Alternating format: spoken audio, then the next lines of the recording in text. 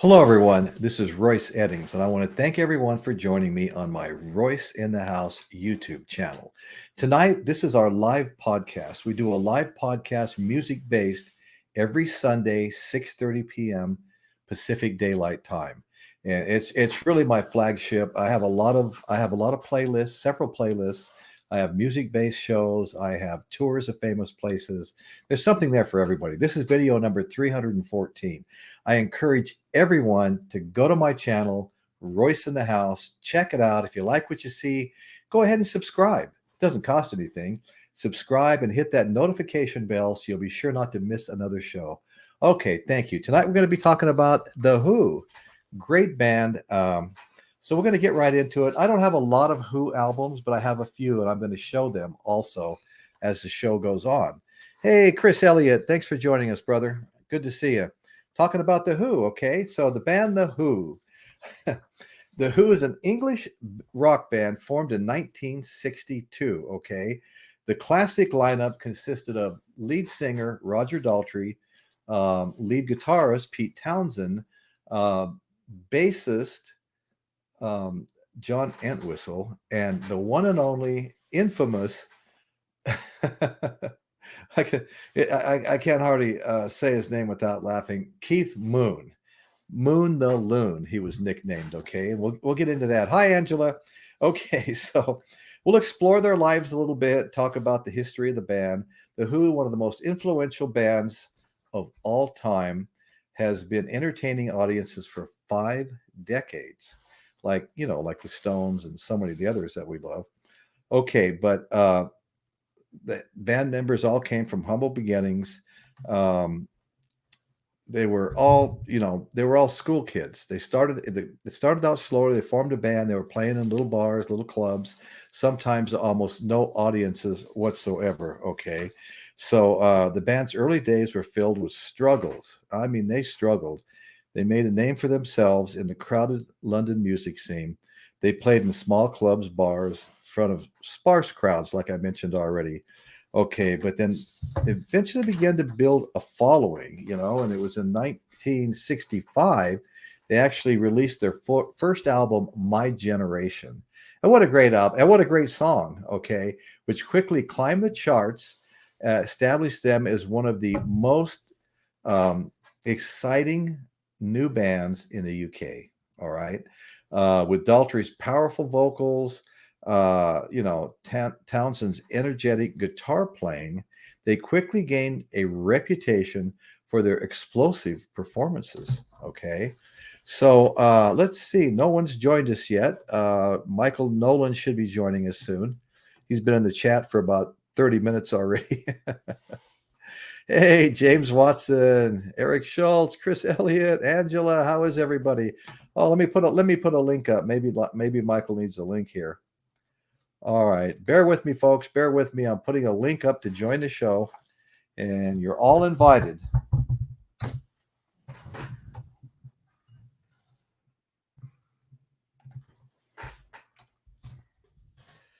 Okay, the link has just popped up. So, like I said, Michael, anyone else wants to join, just get on in here and help us go through all of this, okay? All right, so their star power continued over the decades with a lot of thanks to their captivating live performances. They did a lot of lives, okay? And I've got the list here, and I'll read it here in a bit. And now in 1923, they are recognized as a generational rock and roll band. And were pioneers of the British mod culture. We had mods and cowboys when I was in junior high. The mods are dressed in polka dotted shirts, purple polka dotted shirts with white collars and things like that. And the cowboys wore these big sheep herder jackets with rough out boots. So it was two distinct groups in junior high. Okay, the mods and the cowboys. Okay, so Roger Daltrey is best known as a lead singer, born in London, 1944. We'll talk about Daltrey for a minute first, okay? Daltrey grew up in a working-class family, attended Action County Grammar School. It was there. Hold on, here we got a guest. Guest host. Hey, how you doing, brother? I'm good. Royce, yourself? I'm doing well. Good to see you, Chris. And then we've got Michael Nolan. And hey, we've got just the facts man in Where the did I chat here. come from? Hey, Michael. Hold on. I'm putting the link up again. Maybe Dan will want to join us too. Just the facts man, Dan. Oh, well, Dan and I, we have a special show coming up in April, Dan and I. And Michael and Chris, you guys are sure hopefully be there too.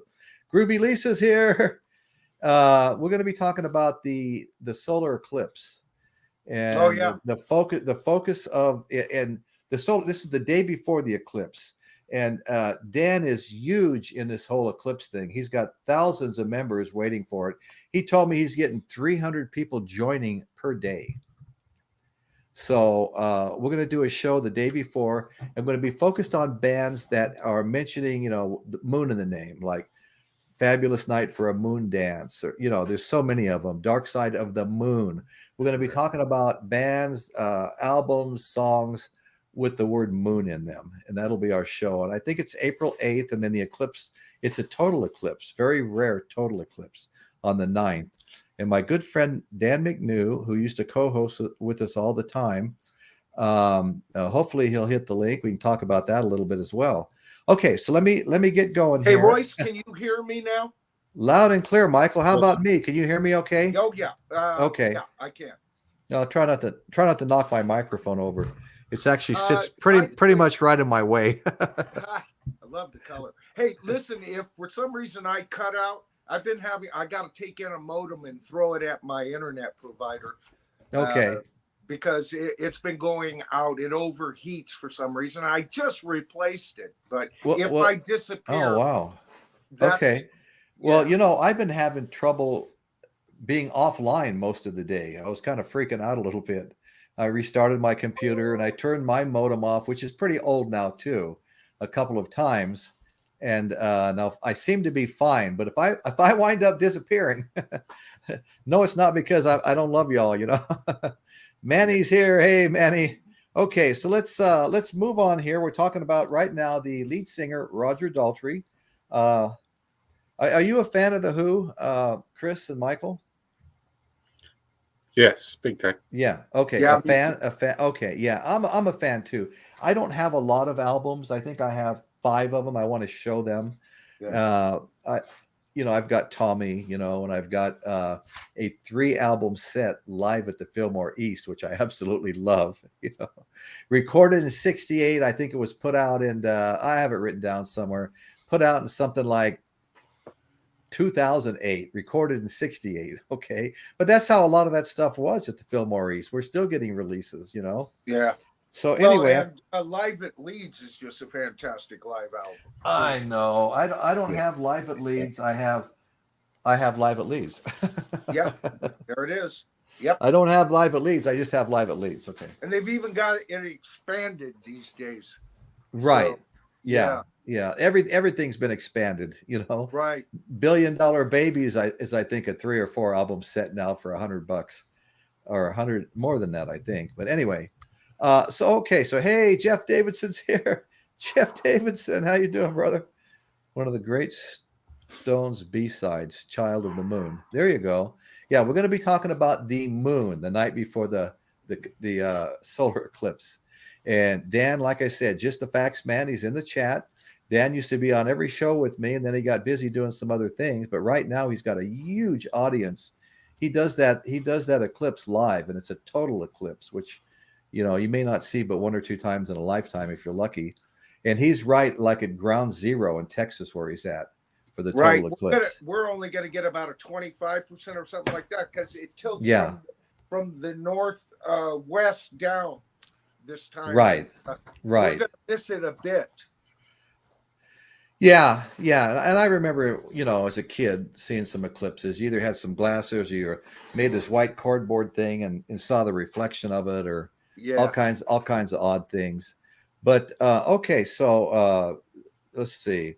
After leaving school, Daltrey worked a series of odd jobs before joining the Detours, the band that eventually became The Who, okay, along with bandmates Pete Townshend and John Entwistle and Keith Moon. Daltrey helped the bandmates define the sound of the British rock and roll in the 60s and 70s. He was known for his powerful, distinctive voice and his energetic stage presence. Okay. Throughout his career with The Who, Daltrey released several solo albums as well, including Daltrey, Ride a Rock Horse. He also acted in a number of films and television shows. And I remember seeing him too, including the lead role in the film version of Tommy, the rock opera they made. Okay, Daltrey continues to tour and perform with The Who to this day. I guess they toured in 2023. Daltrey and Pete Townshend. We're not ready to fold it up, but yeah, maybe they've, like a lot of people these days, have reconsidered. The last thing I heard was Townshend saying something about, I've got to sit down with Roger. Okay. And, Roger saying he didn't. This is faded memory, but this is I hear you. Article I read last week that it's kind of done. You know. Okay. But never say never. No. Okay, so first of all, let's get one thing straight. They're not the fucking Who. All right. Right. No. That's right. They're Townshend and Daltrey. They haven't been the Who. Like Brooks and Dunn. Who You know. died, as far as I'm concerned. All Yeah. right. There's something. Oh no. Yeah, like, you can't. It's like the Beatles. They're one of those few bands that have to have the four original. And actually, Keith Moon wasn't actually original. He took someone's place early on. Right. I'm saying that we fell in love with those. Right. No. That's exactly right. Now, right. I have, and I know you have some too. And I'm going to call on you, Michael, for the night he passed out at the Cow Palace. That's one of my many stories I have. But I know you were there, so I want you to tell that story if you don't mind. Well, but first of all, we'll get on now to Pete Townshend.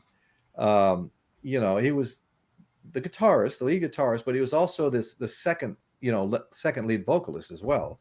Okay, born in West London, came from a musical family. His father, Cliff Townshend, was an alto saxophonist, and his mother was a singer. Okay, he didn't envision a career in music at first. But when his grandmother bought him his first guitar for Christmas in '56, he took that instrument he was a true natural. He took to it like a true natural, okay? He taught himself how to play and never learned to read music. Now, I like that. There's a lot of really great musicians that Eddie Van Halen didn't learn to read music. Eddie Van Halen could hear it once and play it, and even his music teachers were fooled by that. Yeah. He was amazing. None of the Beatles read music, all right? Nobody in Black Sabbath. I don't think anybody there. No, Hendrix never learned to read music. John Lord and Richie in Deep Purple were quite versed. You know?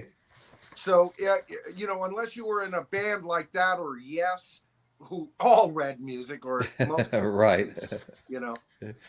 Well, Townshend and a later bandmate, John Entwistle, formed a short-lived traditional jazz group called the Confederates, where Townshend played the banjo. And Entwistle on horns. Okay. However, he became influenced by the increasingly popular rock and roll movement. We're getting ready for the British invasion, and rock was starting to blow up in England. Okay. In addition to his works with The Who, Townshend also released several solo albums. He was a prolific songwriter. Townshend was. Oh yeah. And collaborated with other artists. One of the greats. I remember his double album he released in the early '80s of his demos.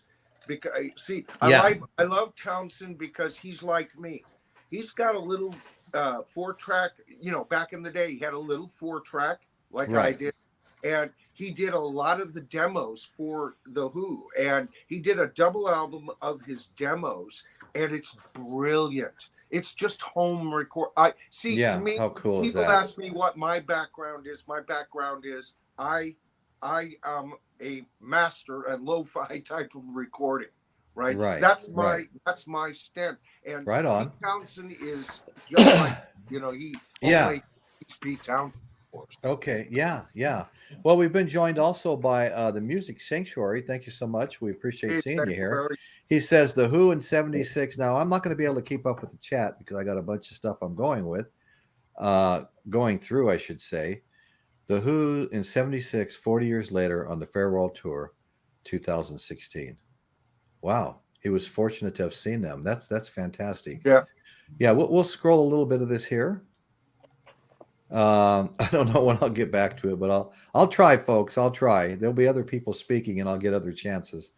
Okay. So, all right. So he had, Pete Townshend. I mean, he did so many other things, and he curated the lyrics of many of the Who's biggest hits, including My Generation, I Can't Explain, Baba O'Reilly, and Won't Get Fooled Again. He's also known for his concept album and rock opera, such as Tommy, also known for them, Tommy and Quadrophenia, which have become iconic in the world of rock music. Okay. In addition to working with The Who, he released several solo albums, recognized for his contributions to music with numerous awards and accolades, including being inducted into the Rock and Roll Hall of Fame in 1990. Townshend has also been involved in various charitable causes. Despite the death of his bandmate Keith Moon in 1978, Entwistle in 2002, Townshend and Roger Daltrey continued to perform. That was written in 2023, so I don't know, like you were saying earlier. Okay, John Entwistle was an English musician, singer, and songwriter, best known for the bassist for the rock band The Who, of course. He was born in 1944, West London. He began playing trumpet and piano at a very young age. He was friends with Townshend in school, playing in their traditional jazz band, which I already mentioned. Entwistle was known for his virtuosic bass playing and unique style, which often featured complex bass lines and solos. Okay, he wrote several of the band's most well-known songs, including My Wife, Boris the Spider, Whiskey Men. He also sang vocals on several tracks, including Boris the Spider and Heaven and Hell.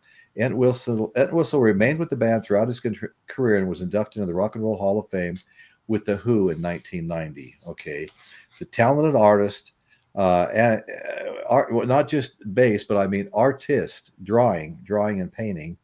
His artwork was exhibited in galleries and museums. He was known for his dark and surreal paintings, which often featured themes of death and decay. Okay, he died in June 2002 in Las Vegas, Nevada. He was found dead in his hotel room on the eve of The Who's U.S. tour.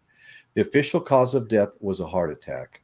He had a significant impact on the development of rock music and continues to be celebrated.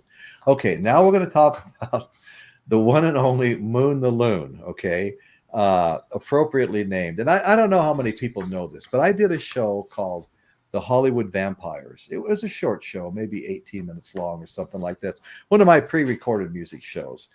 And, Alice Cooper not only formed the band, more recently, the Hollywood Vampires, but back in the day, the Rainbow Club in West Hollywood.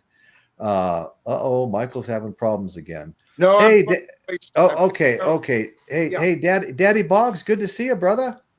So, hey, Daddy Boggs. So, Alice Cooper formed the Hollywood Vampires Drinking Club. And they met every week, sometimes several nights in a row every week at the Rainbow Club in Hollywood. Okay. There's actually still a plaque at the Rainbow with their names on it. And Alice Cooper was the president. Keith Moon was the vice president. And other members were like Harry Nilsson, Nilsson. Harry Nilsson was a big part of the Hollywood Vampires Drinking Club, as was Ringo Starr. And Harry Nilsson and John Lennon were super tight. John Lennon said a lot of great things about Harry Nilsson's albums. And so Harry Nilsson went back, spent some time with the Beatles. They all became a kind of a tight inner circle. So when John Lennon was enjoying his lost weekend, and that's when him and Yoko Ono broke up. Okay, him and Yoko Ono were broke up, and so he joined with the Hollywood Vampires for like 2.5 years. They refer to it as the lost weekend that lasted over 2 years, where John Lennon hung out constantly with the Hollywood Vampires at the Rainbow Club. And there's so many great stories there. You know, what Alice Cooper said, what we loved about... what Humphrey Bogart called that time period? What's that? Then there was the May Pang incident. Yeah, May Pang was the assistant to Yoko Ono, and apparently Yoko Ono sent May Pang to with John Lennon to Hollywood. Oh, and there's all geisha girls, Batman. Yeah, right. I hear you. So anyway, when John Lennon was there, he got in. He really got mouthy. They were all drinking a lot. What was it? Brandy Alexander's that Nelson liked to drink. Okay, Harry Nelson, and so he got John Lennon into the Brandy Alexanders. One night they went down to the Whiskey A Go Go, and and they were pretty lit, and the Smothers Brothers were up there, and I guess John Lennon was really insulting the Smothers Brothers. I think he even got kicked out. He got so bad. But anyway, so let's get on to some of Keith Moon's antics. Okay. Also a British musician and songwriter, best known as the drummer for the rock band The Who. Born in London, began playing drums at a very young age. And in my opinion, Keith Moon, along with John Bonham and Neil Peart, these guys are all like in the top 5. Wouldn't you say, Chris? Oh, easy. Yeah, sure. Easy. How about you, Michael? Wouldn't you say that these guys are all in the top 5? Keith Moon? Keith Moon, John Bonham, Neil Peart. Moon is in the top 2, dude. Well, I put him in the top 2. I put John Bonham, Keith Moon. Yep. Yeah. And then Neil Peart. Oh, then Neil Peart, which a lot of people put as number 1. Not me, but he's great. He truly is great. Yeah. No, I got to go with Bonham and Keith Moon. Maybe I just like their bands better, but they're fantastic. They were huge. Man have mentioned in the chat that Moon is Ginger Baker. Ginger Baker is right with them. I love Ginger Baker. Yeah. When I was about 15 years old, maybe 16, Ginger Baker was considered number 1 by almost everybody that I knew. Yeah, he's in my top 5. Yeah, top 5. Absolutely. Yep. Top 5. Okay. So let's go on now and learn a little bit more about Ringo. Ringo has got to be in the top 1,000. I agree, James. I might move him out of the 1,000, maybe the top, 60 or 50. Ringo really came into his own. I can remember some of the early recordings, maybe the first one or something, where they had to bring in a studio musician because Ringo's chops weren't quite there. But he became a fantastic drummer, really a good drummer. Just listen to the track Rain, okay? Rain, listen okay. To that track and don't tell me that Ringo Starr was not a phenomenal drummer. No, and I just said he was, yeah. Yeah, no, I'm talking in general. In general, anybody, yeah, right. Yeah, I'm agreeing with you thoroughly. Right. I was just giving you an example to back you up, right? And the whole thing is think of his staggered beat on songs like Help, that staggered Beatles, mid-Beatles sound. That's Ringo, baby. That's Ringo, baby. Yep. Ringo's a badass. Okay, here comes the Music Sanctuary. Neil Peart of Rush was a big fan of all 3, Baker, Moon, and Bonham. Well, that's really cool. And he even stated they played a big influence on his drumming. Hey, I love that. Thanks for sharing that, man. That's important to know. Ringo became great. He did become great. And Manov says they certainly are. Chris, thanks. Yeah, that's awesome. Okay, so let's get back to the one and only Keith Moon, known for his technical proficiency and versatility, and was considered one of the most influential drummers of his generation. Okay, he was able to play a wide range of styles, Complex. The band's later albums got complex, more experimental.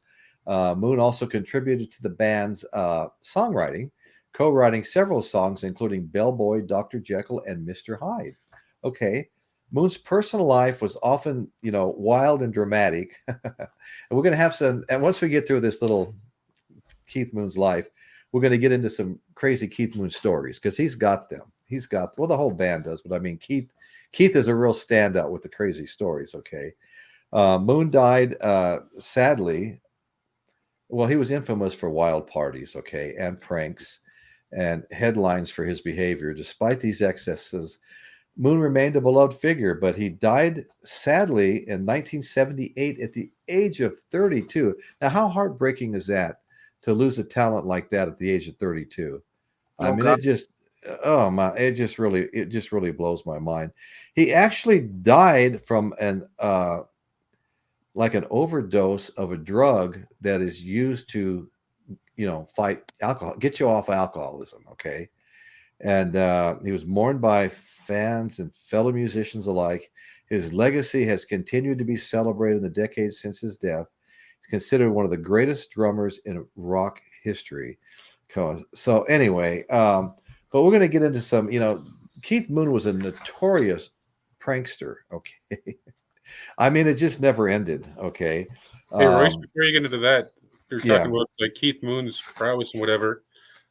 I don't know what magazine it was from, but I remember reading a little bit of an interview from Pete Townshend saying that Keith Moon was the type of drummer that he'd put a fill in where it had absolutely no business being, and he'd make it work.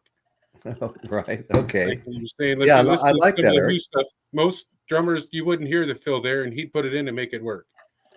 I mean, Chris, I'm sorry. I like that, Chris. That's really cool.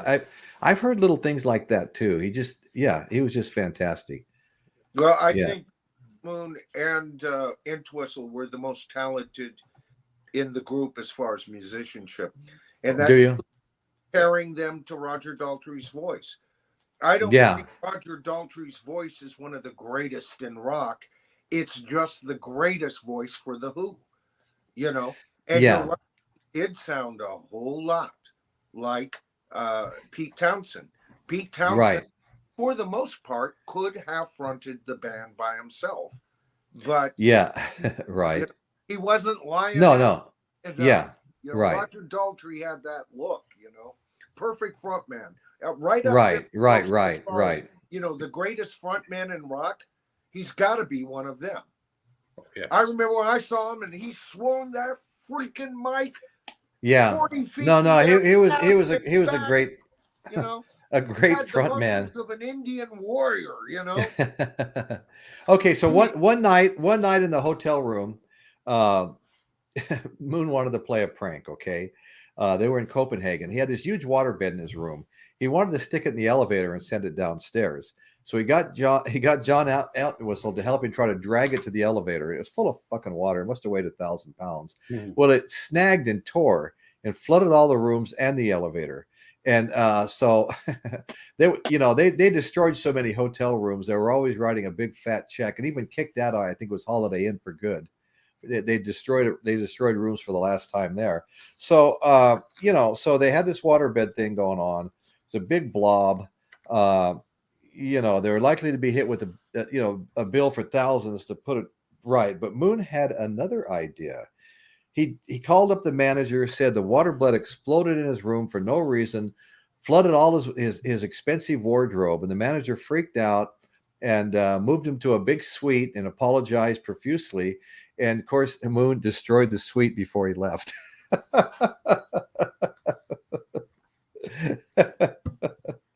I thought that was a great story, but there's so many more. How about let's see, Michael, you know this story.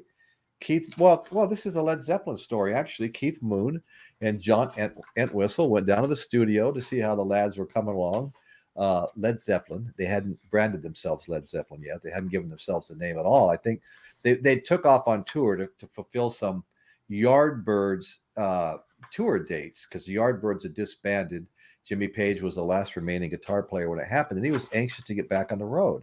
So he put the band together, and they were in there practicing. I won't go through that whole story. They were in there practicing, and Entwistle and Moon came down to check them out. And one or the other of them said, "This is going to go down like a lead airplane."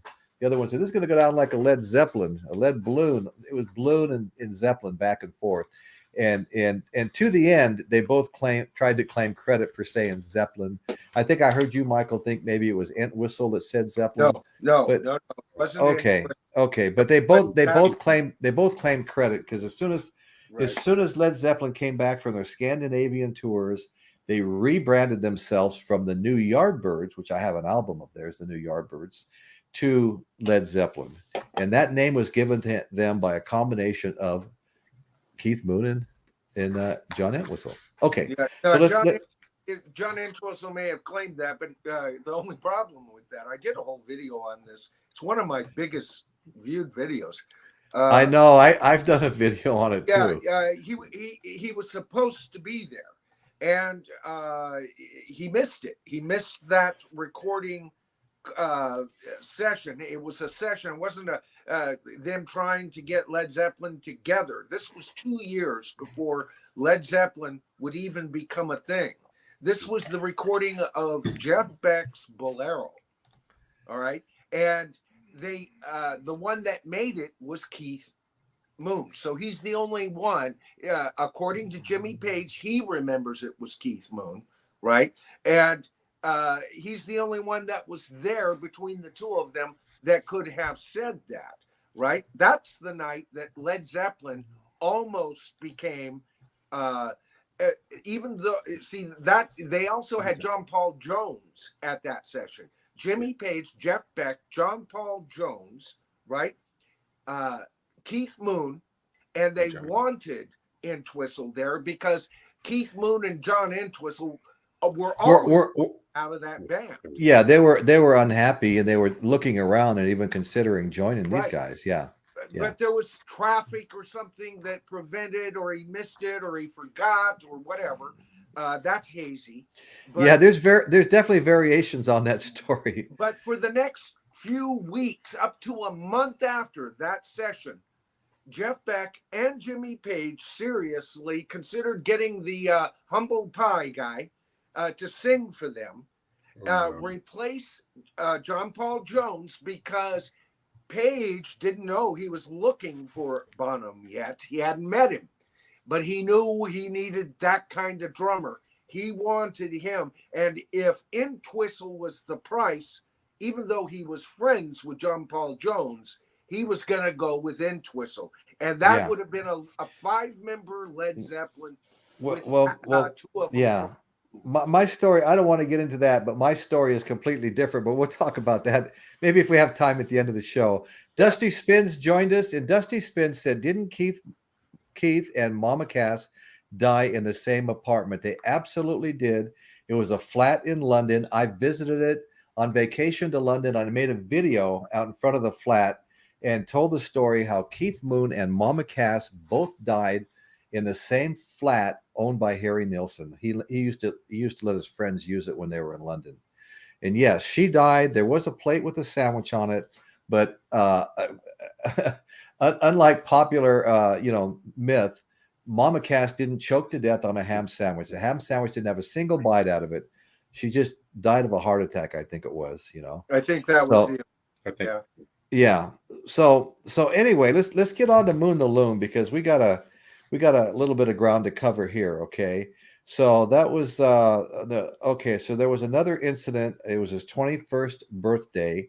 There was all kinds of cakes there. Most people would just toast some champagne, eat some cake, but not Keith Moon. Okay.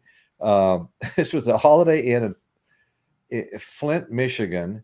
Wildest nights of his life at the hotel. Yet just another chapter in Moon's history.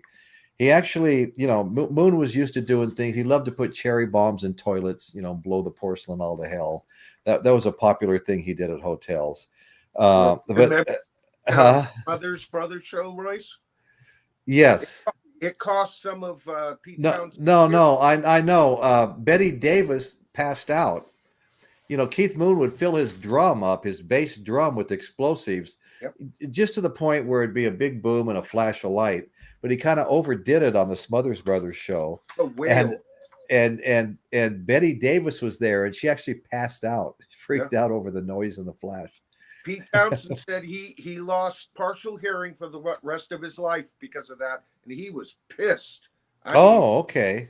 And those two were always a heartbeat from blows from each other. Yeah, they didn't like each other much.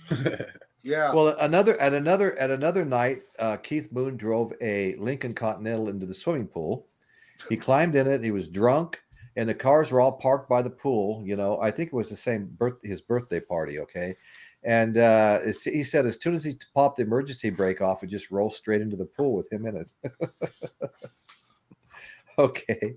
So anyway, so much craziness, and you were talking about the Smothers Brothers, and they were there to, they were kind of breaking into America, and I tell you what, they left a lasting impression for sure. And that was craziness. We already talked about that. Okay, Michael, how about the night that Keith Moon passed out on stage? You were at that concert.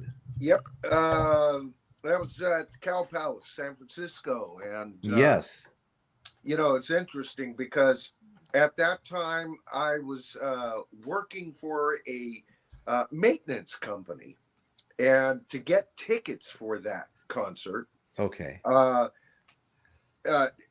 my bass player Kent Matowitz at the time, okay, his family owned the Taco Bell concession in town, which was like the hottest thing going. So, but I can imagine.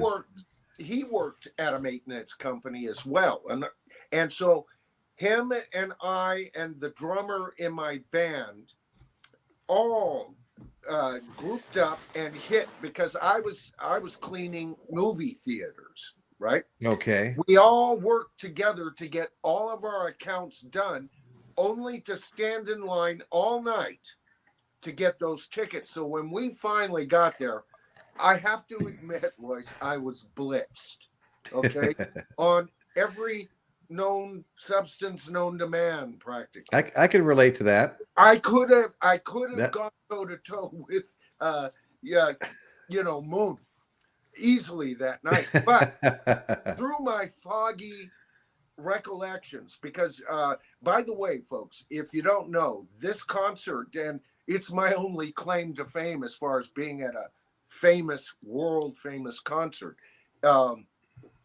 was voted by PBS as one of the top 50 moments in rock. Okay. And this was the night that Keith Moon literally passed out. We all agree on that. Oh, yeah. Some accounts say that he passed out twice. I only saw once. But then again, you got to take into consider my condition, So, and also, they never seemed to mention a fist fight. Now, I recall a near fist fight, if not an actual blow, and it was between, and I am pretty clear that him and Pete Townshend were going at it yet again. All right. So that was the night he passed out. What do? You're right in the middle of a show. This was for their Quadrophenia tour. Okay. So what do? Well, they get up. I think it was Townshend who said, is there any blinking drummers in the place? Got a show to do. And this kid, this teenage drummer, who just so happened to be this major fan and patterned himself, literally after Moon, got up there and finished the show for him. The next day it was in the Chronicle. It was in, every major newspaper. And he was world famous. He was like, with the Beatles. And, right. Went on to become successful as a session player and everything like that. But that's my recollections of that night. Okay.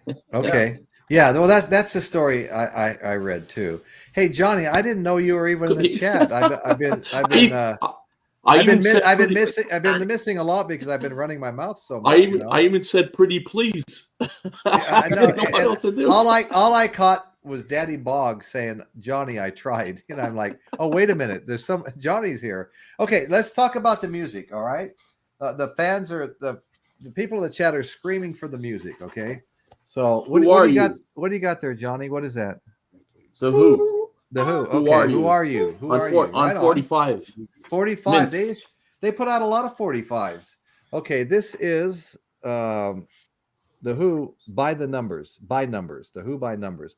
It's funny because John Entwistle signed it. He must have developed. He must have. Let me get my hands out of the way. He must have created this artwork. There's little numbers all over it. It's almost like one of these connect the dots kind of a thing or something. You know. But it's got Slip Kid, However Much I Booze. Sounds like Moon was involved with that. Squeeze Box. Mama's Got a Squeeze Box. Who didn't like that song? Okay. Dreaming from the Waist. Imagine Man. Success Story. They're All in Love. Blue, Red, and Gray. How Many Friends? In a Heart or a Face? In a Hand or a Face? God, learn to read, Royce. Okay, so that's by the numbers. And, you know, the Who has, you got to hear this. They have 12 studio albums, which isn't like a huge amount of studio albums, 16 live albums, 27 compilations, 4 soundtracks, 4 extended plays, 58 singles, of which you have at least one, Johnny, and 23 video albums. They sold over 100 million records. And the very first was My Generation. That was their first album in 1965, My Generation. Tommy, which I have here also, was their 4th studio album, and that was released in May of '69. It was primarily written by Pete Townshend, which we mentioned as we were discussing the various band members a little bit. And it's a fictional story. It's a rock opera. It's a fictional story about a guy that was kind of abused as a child and wound up deaf, dumb, and blind, doing an act of violence as a child. You know, it's sold out on Broadway and so many other places, and I think it's coming back to Broadway, I think, in the coming year. Okay, so the Who by the Numbers, which I just showed, was released in October '75. The next one I'm going to show is the Who Live at Leeds. Yeah. Live at Leeds, baby. 5 albums in rock, right there. Yeah. I feel fortunate. Right up there with the Allman Brothers live album, but that comes close, man. Yeah, I feel fortunate to have found this in basically the bargain bin. You know, I think I paid $10 for it. Holy cow! But anyway, so it's got Young Man Blues, Substitute, and I love this song, Summertime Blues. Shaken All Over, My Generation, and The Magic Bus. I mean, who could forget all those songs, or any of those songs? Magic Bus, My Generation. I love all those songs, man. This is a great album. Blues, they own that song. Yes. Yeah, it's been done by a lot of people, you know. That goes all the way back to the rock and roll pioneers. Yeah, that's a great version. Yeah. It's awesome. Okay, rock opera Tommy. Overrated, but interesting, you know. It's bloated. I think of it like it's got great stuff on it, but it's like The Wall by Pink Floyd. The Wall both of these albums needed they needed George Martin to get in there and say, let's make one album, chops, and cut out the chop. Yeah. Well, let me go ahead and read through the track list here a little bit. It's a Boy, You Didn't Hear It. You get closer to the microphone. Amazing Journey, Sparks, Eyesight to the Blind, Christmas, Cousin Kevin, The Acid Queen. I'm sure that was a big hit. Oh yeah. Pinball Wizard, of course. Fiddle About, Do You Think It's All Right? Under Tour. Okay. There's a Doctor I've Found. Go in the Mirror, Boy. I should have left my glasses on. Tommy, Can You Hear Me? Smash the Mirror, Sensation, Miracle Cure, Sally Simpson, I'm Free, Welcome, Tommy's Holiday Camp. We're not going to take it. We're not going to take it anymore. Okay, then you got the opera composed by, John Entwistle. Opera was by Pete Townshend, composed by John Entwistle, composed by Keith Moon, and composed by Sonny Boy Williamson, blues artist Sonny Boy Williamson. That's cool. Okay, so those are most of the credits right there. All right, so this is this, I think it's a 3-album set, isn't it? Yeah. Let me see. Maybe I'm wrong. No, it's a 3-album set. Yeah. No. Good. Sorry. Nope. 2-album. That was just this is more of a brochure in here. Yeah. I thought it was a 3rd album. I'm sorry. Anyway, it's got some cool Tommy. got some cool pictures in it. Anyway, so the next album, it's a great one. One of my favorite, and it takes me way back to my youth, and that is, and I think I've had this since my youth, Meaty Beady Big and Bouncy. Yep. Remember that one when I was a kid? My dad's album collection all the time. Yeah, exactly, right. But, And I think I've been carrying this. I think I've been carrying this around for like 50 years. And of course, it's a gatefold as well.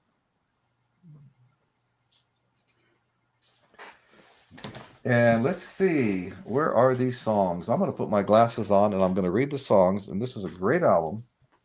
We have I Can't Explain, The Kids Are All Right, Happy Jack, I Can See for Miles and Miles and Miles. What a voice, right?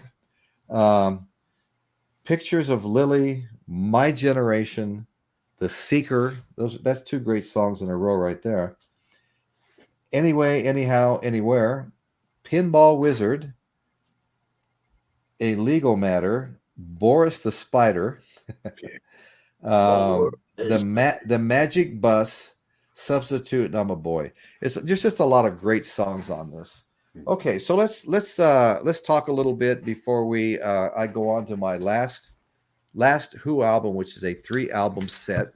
Let me get caught up a bit here. Bye, Michael.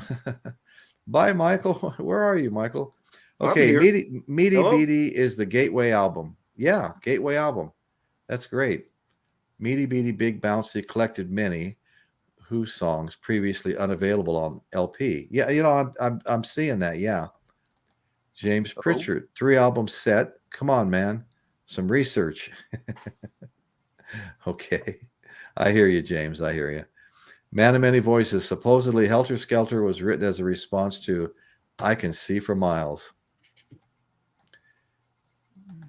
Dan Goucher. Who let Johnny L in? Johnny L. Who let me in? Okay, so this last one, guys. This I confused that this was the 3-album set, and this is the Who live at the Fillmore East. Okay. And this was recorded in April of '68, but not released until April of 2018. And you see a lot of that. Okay, here's my hype sticker. Everybody says save the hype sticker. Yeah, not sure it'll ever benefit me, but so here we go. We have another gatefold. There's a great picture inside here. I did a show on the Fillmore East, and I loved the whole story of the Fillmore East and West, but the East I was mainly focused on, simply because Bill Graham demanded excellence, and the performances he had at those venues. I mean, the different bands that would all play in one day, one after another, were just you can only dream about seeing something like that today. But so we'll pull out a little bit of this vinyl. This is number 1. This is number 3. Number 2 is on the other side. 1 and 3. Okay. So we'll go to number 1. Okay. Like I said, it says April 6th, 1968 here on this side of the cover. And what we have here is tracks, vocals, general lead. Okay, let's see. Okay. My Generation Part 1, My Generation Part 2. I have to pull this out. Like I said, I did a Fillmore East concert. I must have 8 or 10 albums at the Fillmore East. Okay. This is live at the Fillmore. My Generation Part 1 is over 17 minutes long. It fills the entire side. Wow. And My Generation Part 2 is over 16 minutes long. It fills the entire other side. Okay. So there's not a lot of songs. It's just, these live performances just sometimes go on forever.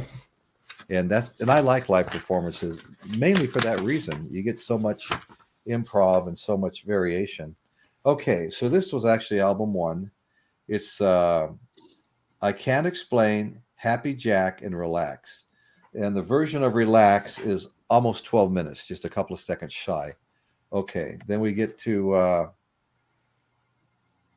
the other side, and we've got Summertime Blues, a little over 4 minutes. Fortune Teller, a little 2.5 minutes. Tattoo, 3 minutes. And Little Billy, 3.5 minutes. Okay, so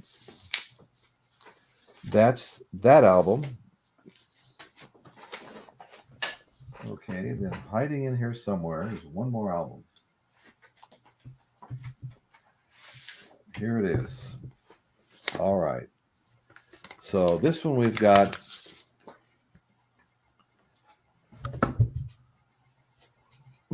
Come On Everybody, and that is a short, little over a minute. Then we have Shaken All Over, almost 7 minutes, and Boris the Spider, 2.5 minutes. Then we have I'm a Boy, 3 minutes, a little over 3 minutes, and a quick one while he's away. And that's over 11 minutes. So anyway, that's my final Who album for now. There are more that I want to get, but I've got my vinyl purchasing on hold here for right now.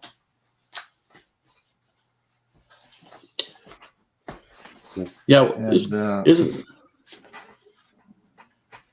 You seem to be missing one of their seminal ones, though, with Who's Next. Yeah, no, I don't have that. But you're right. Have you got that, Chris? Yeah. Okay. I actually have something else that I showed. The box set I got. Oh, that's nice. 30 years ago. Oh, Wow. nice. Wow. Was, So that's how many? That's the CD box set, right?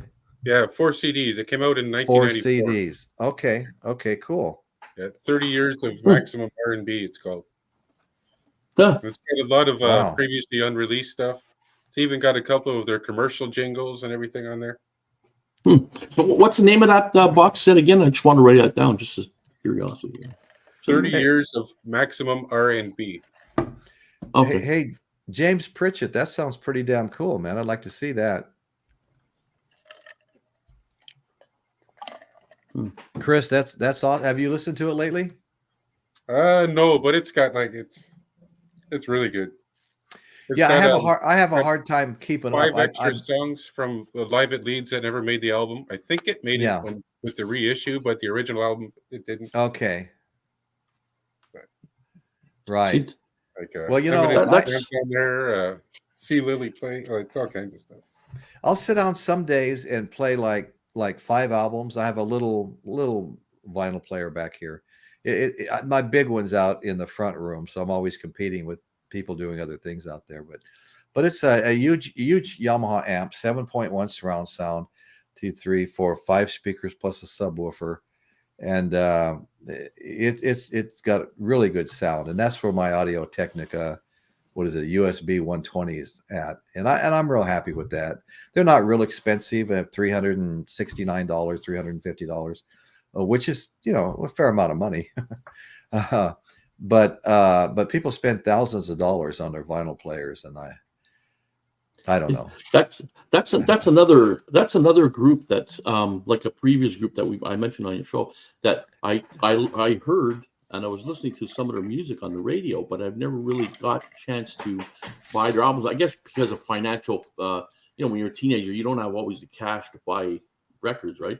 And it just happened that I thought to myself, shit, I think I got a 45, and that's why I showed this one, because I wasn't sure whether and that's the only Who thing that I have. Right? Well, I wish I had all the 45s that my dad used to bring home, because he'd make deliveries at all the little cafes and stuff that had jukeboxes in them, and they'd change them out, and they'd have a big old pile of them, and they'd give my dad whatever he wanted, Yeah. Well, 45 and they were cheap though back then too. No, that they were, like they were cheap. Right? They were cheap. Right? Yeah. Sorry. Earlier, did you mention the fact that one of the first recordings from the Who was actually by when they called themselves the High Numbers? No, I didn't mention that. No. Yeah, I don't know if you're aware of that. Yeah. Right. That's another, because on this box set, there's several songs by the High Numbers before the songs start coming in as the Who. That's interesting. Right. Wow. Like I'm the Face, Here It Is, Leaving Here, Zoot Suit. Some of those songs that you only find on some of their rare releases. Okay, welcome back, Michael. Hey. Yep. By the High Numbers is what they were called originally. When I've watched the Who on stage and performing and stuff, I often was kind of at the edge of my seat when I seen Roger Daltrey swing that bloody mic up in the air. I always thought to myself, that's going to hit him in the head one of these days. Like, it probably has before. Holy crap. He just swings it up there and it's like, it's unbelievable. Yeah, I'm a little short on my Who collection, although some of these are compilations and they bring a lot of stuff in, but there are some other Who albums I want to get, Yeah, I mean they've been coming up in the chat here, like the deluxe live at Leeds has the whole concert, including the Tommy material. That's awesome. And then Eric Schultz, Who's Next, and Quadrophenia are probably their greatest works, and I don't have those, and I'm really fucking bummed about it. I want them. I'm gonna be out on the lookout for this stuff. I've got there's several places around here with big selections of used vinyl, and stuff is anywhere from $10 to $20. Sometimes something special is more, but $20 is on the high side actually. Live at the Fillmore East 68 was a recent release. Yes, it was a recent release. It was released in 2018. Like 50 years after it was made, after it was recorded. So anyway, there's a lot of.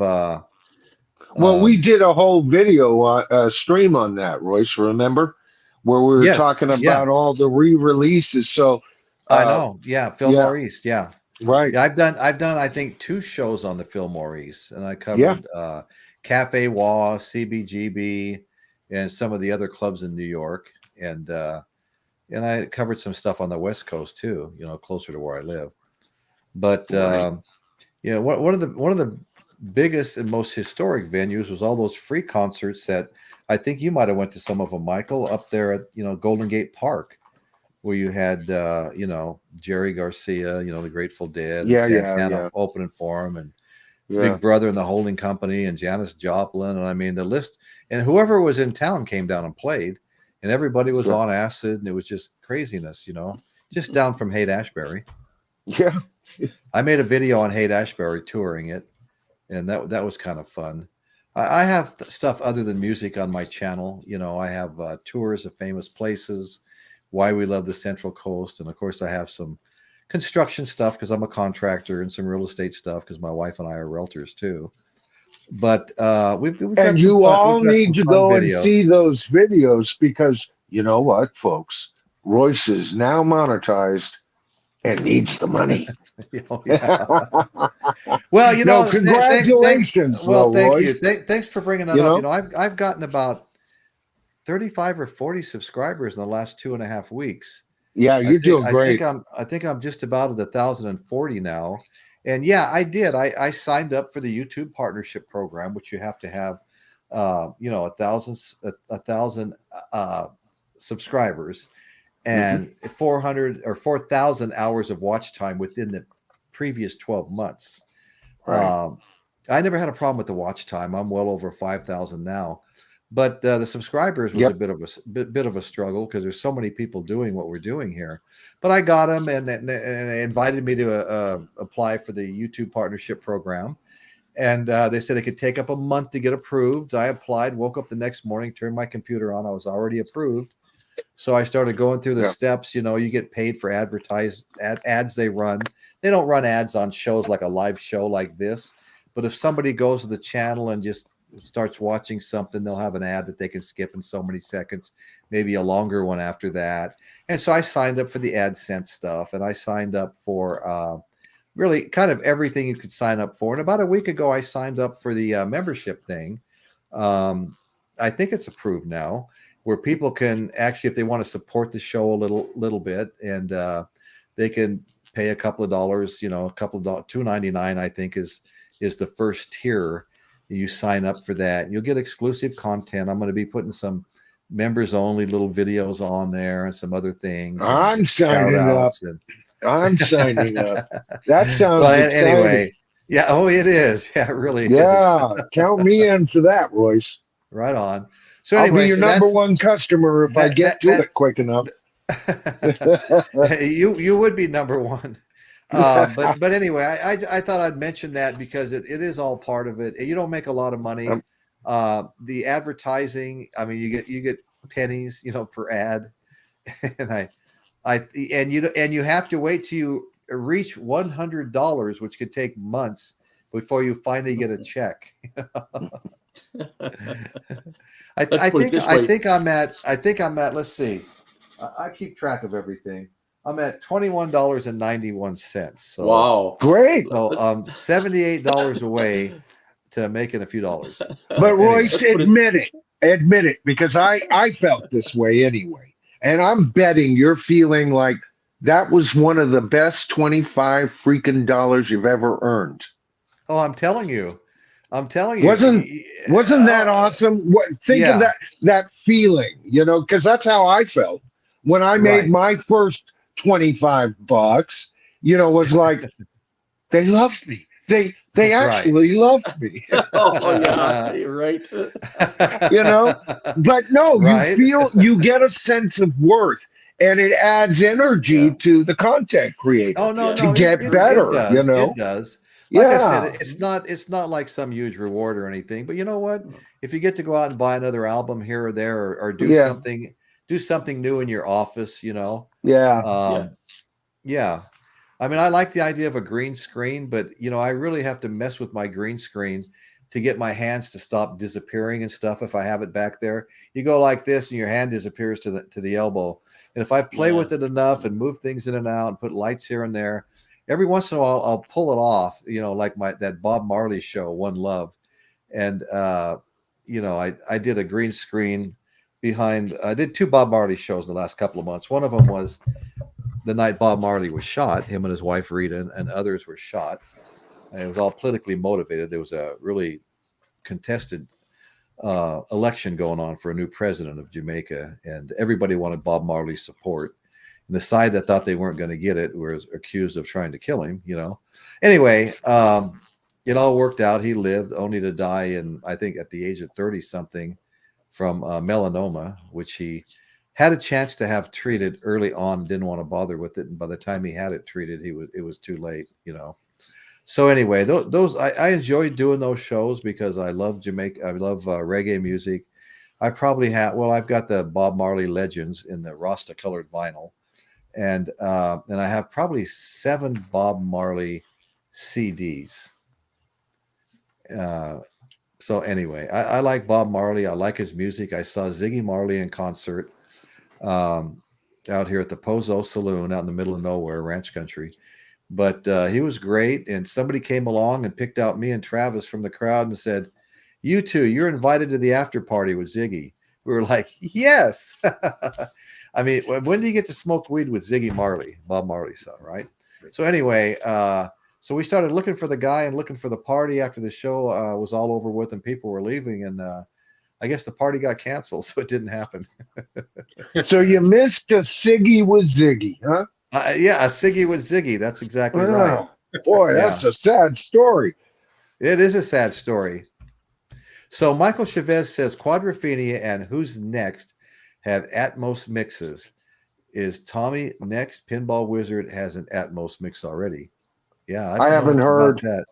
Yeah, I haven't heard. But you know what? We haven't talked enough about Who's Next. You know, I said that I felt Tommy was bloated. Still great material, but I feel it was bloated. Well, as a rock, yeah.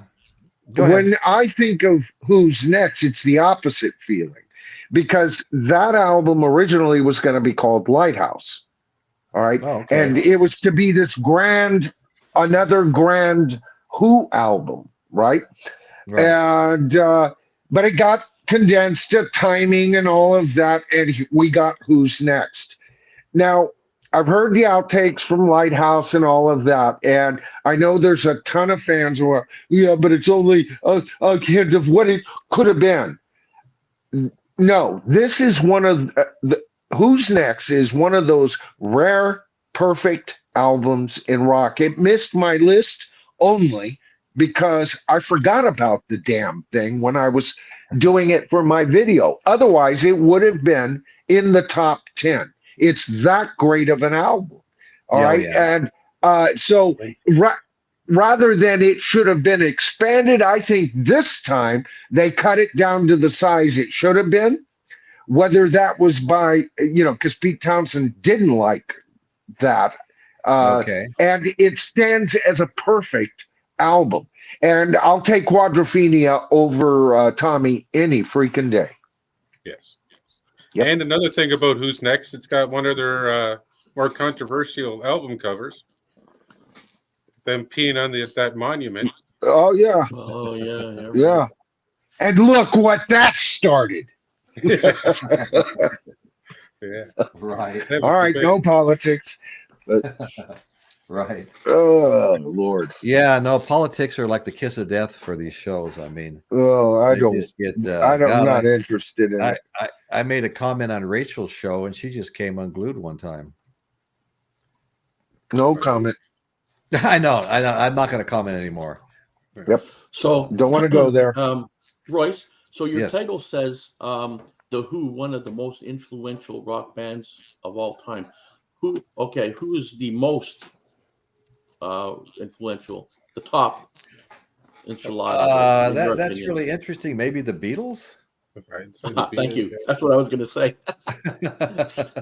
Seeing I'm a Beatles fan. Right. I was ready to jump on you on that. Honestly, I wouldn't know who else to say. Who the Rolling Stones would be what? Rolling, but they were kind of more in the. I mean, I love the Rolling Stones. I mean, I've got them probably in the top 3-4 for my bands, but I don't know if they really influence one of the more influential bands right here too. Led Zeppelin, right? Yeah. Oh yeah. Definitely. Well, who my top ones are. So even people like Chuck Berry, which predates so many of these others. Who wasn't copying Chuck Berry? Who wasn't copying Little Richard? Michael, I know who your top one is. Taylor Swift.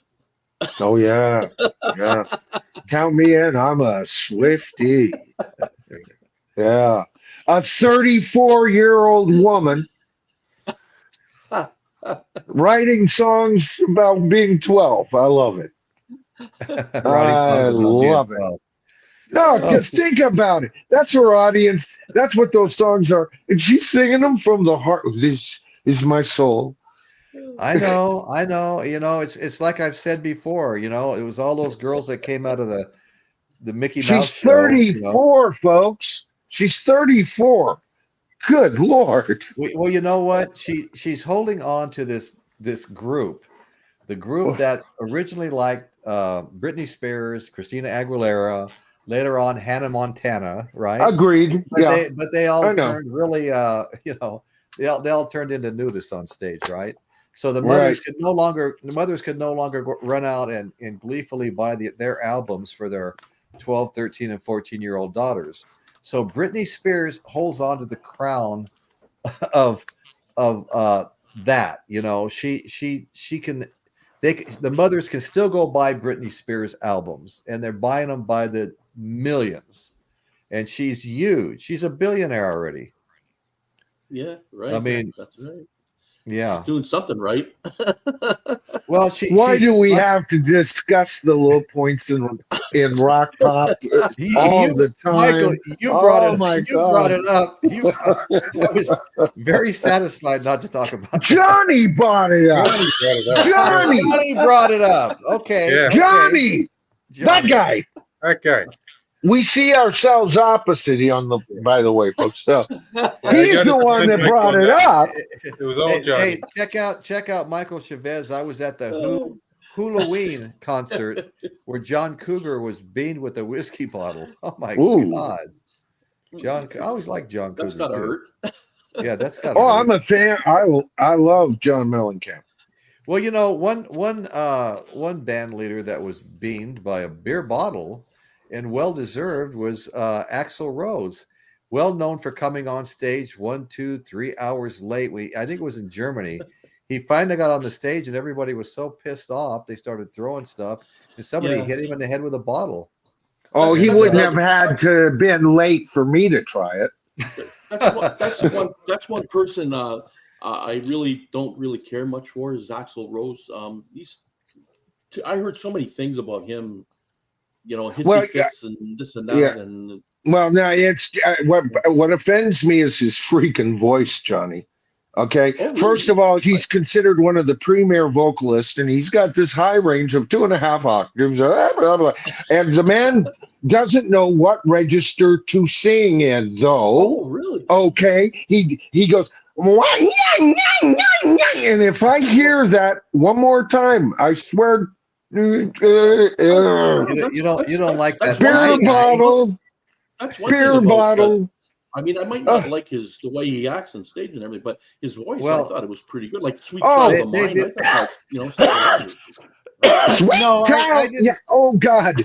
But and then his absolute rate of Paul McCartney's "Live and Let Die." Oh my God! Oh, what a ruination of a song, you know. And, I did a video on him about 2 years ago, and it is my second highest ranked video right now. And I think it's at 240,000 views. And most people agree with me about that man's voice, you know. You know what? They had songs I liked. You know, I have Appetite for Destruction. I have Use Your Illusions 1 and 2. I couldn't stand the Spaghetti Incident. I heard a song or two on it and never looked at it again. The one I don't have is the one that's got the band cover, and it's supposed to be a good album too. I've listened to it. Well, that's the one. But anyway, there's a lot of. I mean, I like Patience, and I like. I was at the filming of November Rain down at the Orpheum Theater in Los Angeles, and we were in the audience dressed in tuxedos, and Guns N' Roses was up on stage, and they'd do a take of November Rain, which is a very long song, so it takes a long time. And there'd be cameras panning overhead. They told us if you want to be in a rock video, you got to come wearing a suit, and we're not going to tell. My kids were all huge Guns N' Roses fans. I have pictures of my twin daughters when they're. But anyway, I think November Rain is a great song. I think Patience is a good. I thought they had a lot of good songs. Even the one with Arnold Schwarzenegger in the video, the Terminator. You Could Be Mine. You Could Be Mine. That video is fun to watch. I think not everybody's going to agree with me. I know Michael will never agree with any of it. But there was a number of songs I liked. And now, Royce, I think Slash is a great guitarist. Slash is a great. I just wish I could go to a concert and watch him play. Well, you can. Don't need Axl in the way. I know. But you see what I'm saying is, I love Slash. I like the band. Some of the songs are good, or if not even great songs, and in my humble opinion, Axl Rose's voice ruins them all. Yeah, well, I saw Slash in concert as Velvet Revolver. We had some really up close seats, and the front man for Stone Temple Pilots, Scott Weiland. Scott Weiland was singing. Yeah, every damn song through a megaphone. That kind of caught me off guard. Well, I saw. I thought they, I had already given. Sorry, Chris. I just wanted to say, I had kind of given up on Stone Temple, that group, and it was my young nephew who had just hit 15. He goes, Uncle Michael, have you heard Velvet? And I go, what? Right, what was it? And he came over and played it for me, and I immediately got the album. I love that band. That was great. Chris, sorry. Oh, no problem. I'm just talking about, like, I saw Slash with Miles Kennedy at the casino here, and when they were doing, and when they were doing the Guns N' Roses covers, I've never seen Guns N' Roses live, but after hearing him sing it, I wouldn't have to. He did a better job than Axl did on those songs that I've heard live versions of before from them. Yeah, they like Miles Kennedy better. Right. Yeah, I have that one of the albums Slash with Miles Kennedy and the Conspirators. Yeah, I think it's in red vinyl. Well, I won from the radio station here the Back to Cali, the 2 CD set, live one from Slash. That was pretty cool. Yeah. Michael will love Michael Chavez's. Michael Nolan will love Michael Chavez's statement here. I know. Yeah, I mean, I didn't like everything he did. Don't get me wrong, and some of that I stuff. Is there it is, baby. There it is, James Watson. You nailed it. You nailed it. My ringtone. That's him. That's him, baby. That's the guy. Yeah. You've heard him. I can tell. Admit it. You've listened. Groovy Lisa's just throwing it out there. Listen, it's only my opinion. If I say I don't like Axl Rose, throw that little bit of, opinion in. Love him and you like him. Power to anybody who has that opinion. That's fine. I'm just some moron with an opinion, and don't take it that seriously, Michael, but the man just drives me batty. I mean, come on, guys. If you don't agree with Axl Rose, I've got a great. Here's a round table. If you don't mind, Royce. What vocalist does the rest of the panel can't stand? Whose voice just ranks, We've got to look at the Music Sanctuary's comment first. I saw Guns N' Roses in '92. To be honest, it was one of the best stadium concerts I've been to. They even played for 2.5 hours straight without one problem. Royce, great. Yeah. I had tickets to see Guns N' Roses and Metallica and somebody else at the Cow Palace, and my oldest daughter talked me out of them. Yeah. And I'm really bummed that I did that because she didn't deserve it. That's a good question, Michael. Yeah. I thought I've heard some of the lead singers before and thought, oh my God, that's terrible. But I can't come out with their names off the top of my head. Well, I get some of them.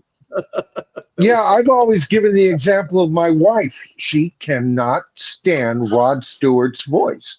Really? Oh. Okay. She just can't stand. It's like nails across a chalkboard for her. Right? I thoroughly disagree with her. I think he's one of the preeminent singers in rock and roll, plain and freaking simple. Now, his "Do You Think I'm Sexy" era sucks, but his work with Jeff Beck, oh Lord, the man can sing. Yeah. Oh yeah, we went Faces.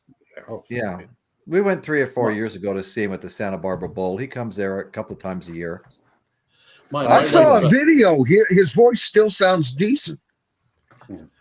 We have, my wife has about like 3 or 4 albums of Rod Stewart here. From way back, she got them. I was listening to one of them, and it's not because I wasn't really a Rod Stewart fan, but it's not too bad actually. Yeah, here's does your wife have any of the Jeff Beck group when he was the lead singer for the Jeff Beck group? No. All right, Johnny. Even if you have to kind of listen digitally, go to Spotify or Apple or wherever to listen to it. Listen to the Jeff Beck group.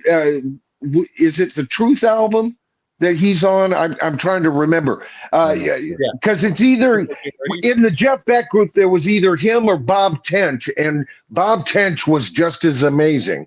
But you want the incarnation of the Jeff Beck group with Rod Stewart as the lead singer.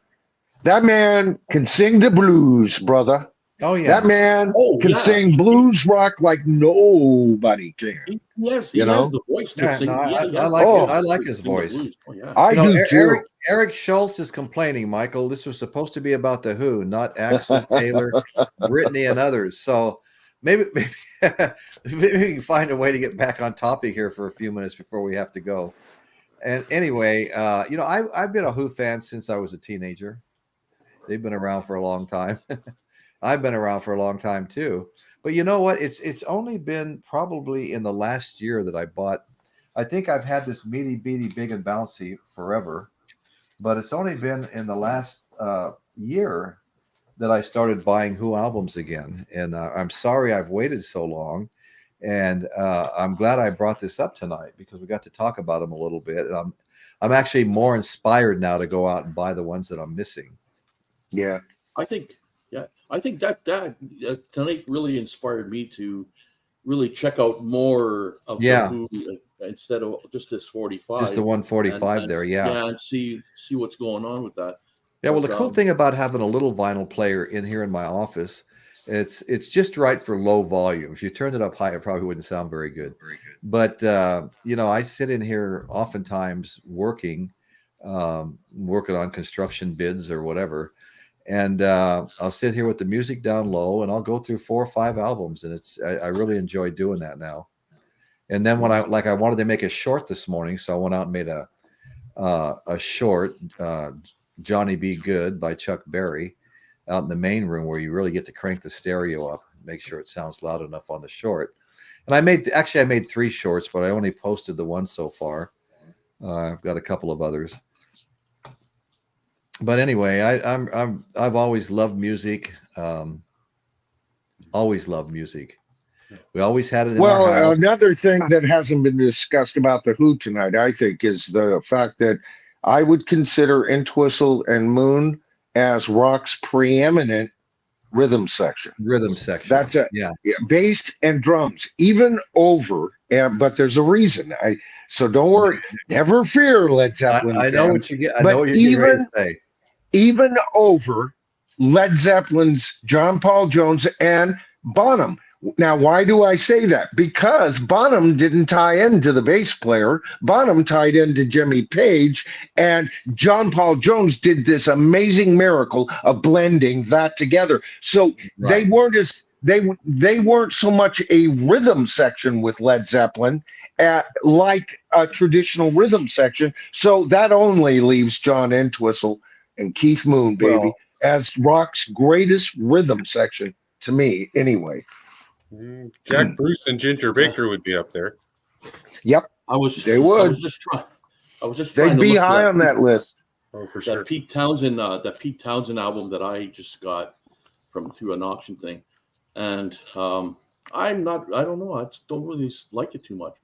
It's a Pete Townshend solo album. He's sitting in the chair. I think that's what the cover is, and I have it back there in a pile. So I tried to look for it, but I can't find it right now. But it's I can't remember the name of it either. But it's not really not the greatest. I don't realize. I'm a fan, so pretty much anything he writes, I want to know about. As a writer, he truly is a great songwriter. Hey, Dr. Rick.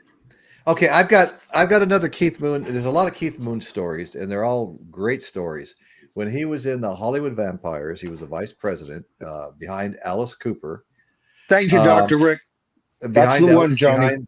Behind Alice Cooper, Alice Cooper stated that we love to see what part of the fun was seeing what Keith Moon was going to show up dressed as. He might come in dressed as the Queen of England. He might come in dressed as a French maid. You just never knew how Keith Moon was going to show up dressed, you know. Yeah,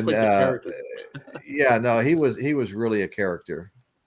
Yeah. Just it's Empty Glass. That's the one that I have. I didn't really care for it too much, actually. Empty Glass. I don't know. Maybe it's just me. Yeah, 2 jazz standards albums. Actually, to address what Dr. Rick was saying, Jeff Beck's first album wasn't the Jeff Beck Group. When he actually went out by the name Jeff Beck, it was Truth. Before that, like the Jeff. Oh Beck yeah, I think I have that album. Yeah. Yeah, back in the 60s, Rod Stewart was with Jeff Beck and the Jeff Beck Group. So just to clarify, Jeff Beck and then the Jeff Beck Group. Yeah.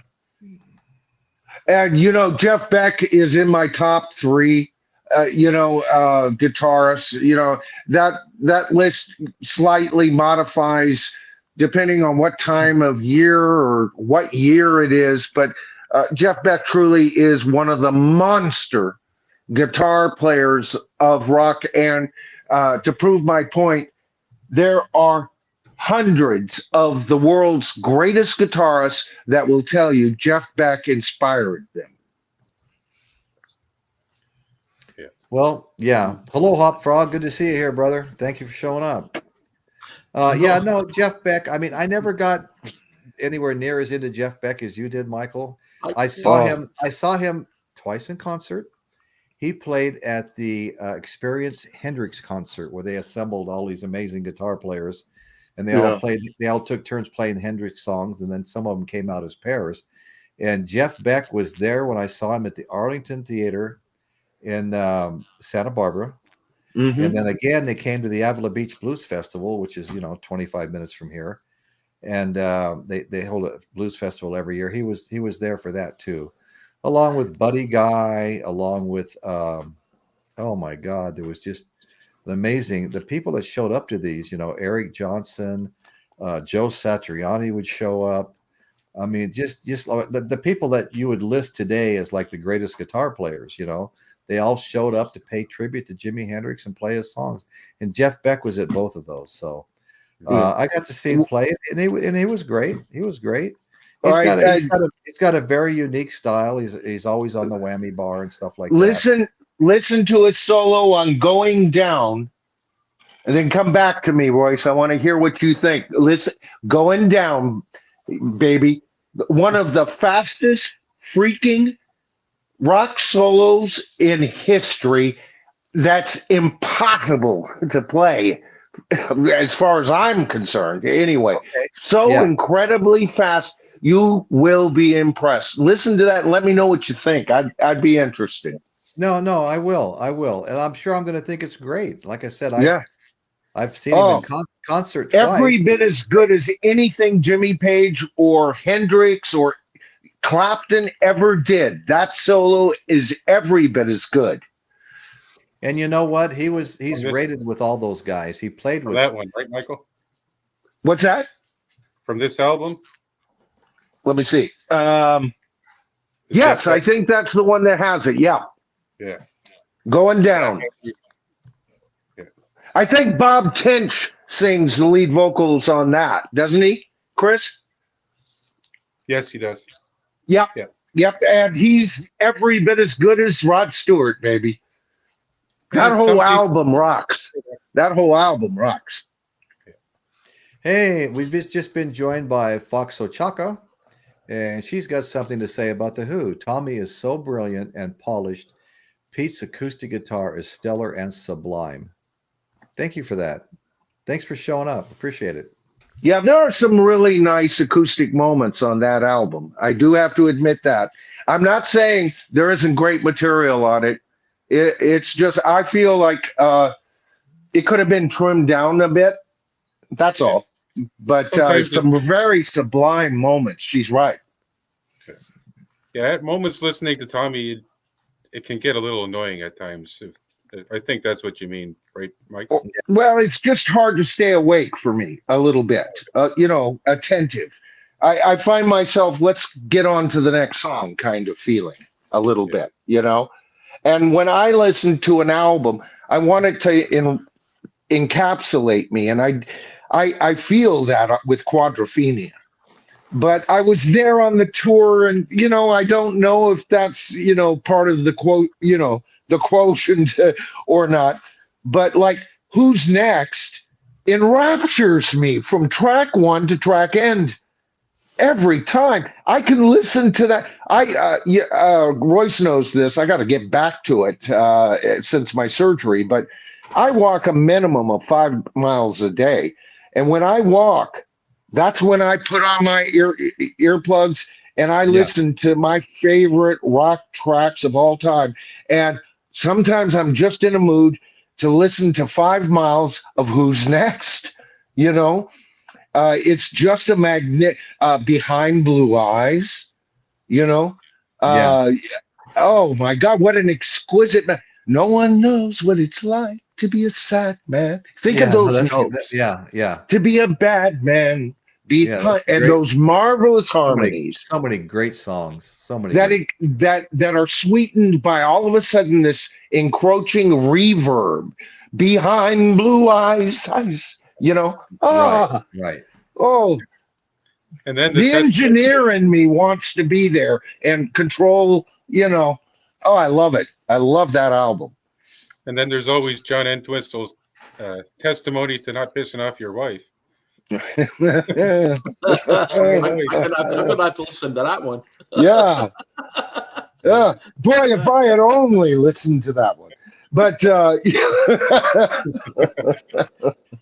but it's so true, you know. Well, she guys, does turn me on. We're gonna wrap up now. I try to hold the shows to an hour because it's easy to, you know, depending on who you're doing, to run out of things to talk about for them. Although maybe we just need to be better prepared at times. But anyway, I want to thank everybody for joining. If you're watching this now or watching this later and you haven't subscribed to the channel, please check it out. Subscribe, hit the notification bell. We greatly appreciate it. And if you don't mind, before you go, hit that like button, that thumbs up button. What that does is it lets the algorithm know that they need to be putting our channel in front of people searching for content. If there's any kind of a nexus between what they're looking for and what we do, they'll get an opportunity to decide if this is one of the shows they want to watch. So it's all about that like button. If you get a lot of likes, you get more opportunity to get put in front of people when they're searching. So go ahead. Evidently, every 50 likes, you get a bump. So, you know. Yeah. So I mean, just being invited into the you know, the YouTube account, I can already feel more things working for me. And I've only been in it for 2 weeks, but I can feel a difference, you know. But anyway, YouTube partnership program. So Dave Hopfrog, good night. Dave, good to see you here. Glad you showed up. We really appreciate it. And Dr. Rick. I have become death. And so anyway, guys, thank you are very we much. Are we bombing that bad, Michael? I have become death. All right, guys. So thank you all for showing up, and see y'all later. And that's what's going on in Royce's world today. Thank you so much. Night, guys. Good night, everybody. Take care, everybody.